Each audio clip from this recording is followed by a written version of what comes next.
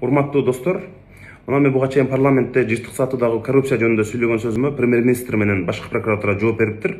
Мен дагы өзүмдүн пикиримди билдирип коеюн. Ал жерде Абылгазиев айтыптыр, мен Жанар Акаевдин өзүнүн абийирине койдум дейт. Эгерде абийир жөнүндө сүйлөшө турган болсок, премьер-министр Абылгазиевдин тушунда маалыматтык коопсуздукту эске албай туруп, жалаң казакстандык уюлдук операторлорго ит бекер биздин жыштыктарды бергени бул факт. Ошонун айынан азыр 5 адам түрмөдө отурганы дагы факт. Жооп берип атышатылар. Ошол жооп берүү мына жогорку деңгээлдеги кызмат абалдарына чейин жакынкы күндөрү жетет. Балким азыр эми бир саясий колдоо алып алышыңар мүмкүн. Бирок бул көпкө узабай туруп, бул сөзсүз мындай жооп берчү күн келет деп мен ишендирип кетким келет.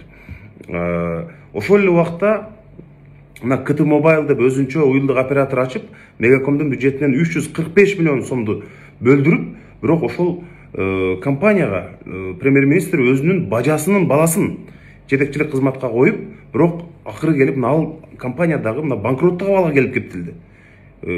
Иши жүрбөй калды. Эми ошол үчүн дагы ким жооп берет? Ошондой жактан алганда ким абийир жөнүндө маселе козгош керек? Бул мындай айдан ачык көрүнүп калды.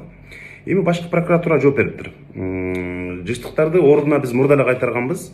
Бул жерде Жанар Акаев биздин эмгекти мындай өзүнө менчиктеп атат дегенсип бардык сайттарга мындай жооп берип атат. Эми ошону эмне үчүн мурда айтып койгон жоксуңар?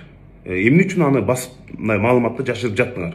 Же ушул жерде дагы премьер-министрдин аты аталгандан кийин күмөндүү жагдайда балким билинбей калышы мүмкүн деп маалыматты элден жашырып аттыңарбы?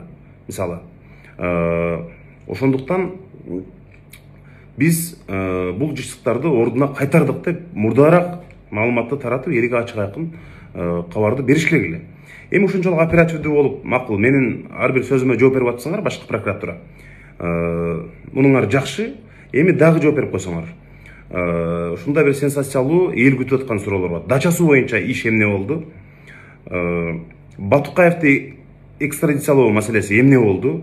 Бажыдагы жанагы контрабандалык чуулгандуу иштер эмне болду? Ушул 3 суроого мага тез арада жооп берип койсоңуздар. Анткени мен кече Facebook'a берген маегим үчүн дароо реакция кылып жооп бердиңиздер.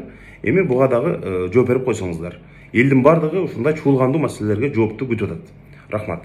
Анан албетте биз кайтарганбыз башкы прокуратура жыштыкты өз ордуна дейт. Бул силердин милдетиңер, бул силердин күнүмдүк жумушуңар. Силер ошону жасашыңар керек. Эгерде жасабасаңар, ага жооп бересиңер силер.